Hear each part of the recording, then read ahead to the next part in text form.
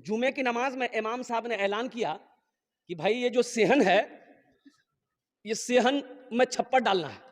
लोग धूप में नमाज पढ़ते हैं, 2 से 2.5 लाख रुपए खर्चा है।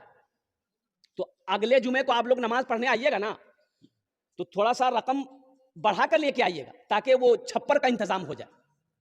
नमाज खत्म हो गई, लोग अपने घर चले गए। असर के टाइम देखते हैं एक आदमी, गरीब आदमी, बदन में मैला कुचैला कपड़ा पहने हुए, सर पे गमछा बांधा हुआ, साथ में अपनी बीवी को लेके मस्जिद आया।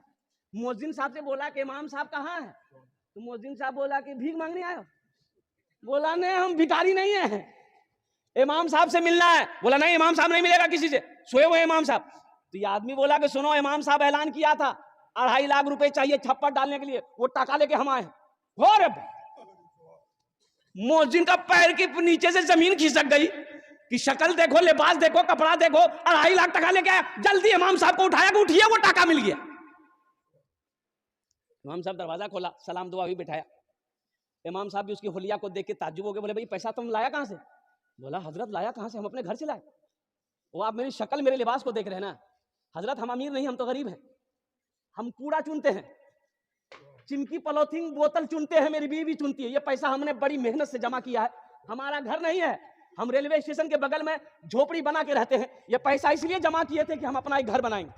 लेकिन जुमे की नमाज आपके पीछे पढ़ते हैं। आपने जो ऐलान किया ना, हम अपनी बीवी से जाकर मशवरा किए, तो मेरी बीवी बोली कि जिस तरीके से हम लोग रह रहे हैं 2, 4, 5 साल और रह लेंगे, लेकिन लोग नमाज पढ़े, धूप में ना पढ़े, वहां साया हो, ये पैसा ले जाकर इमाम साहब को दे दी।